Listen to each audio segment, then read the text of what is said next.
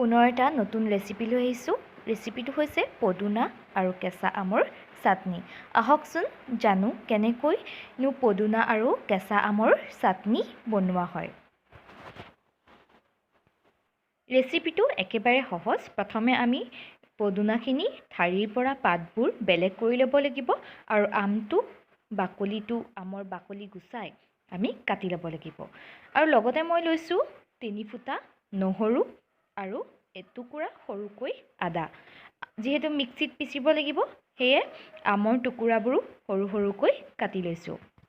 লগতে মই কেইটামান জলকীয়া, মই 4টা জলকীয়া লৈছোঁ। যদি আপোনালোকে জ্বলা খাই ভাল নাপায় তেতিয়া কমকৈও ল'ব পাৰে।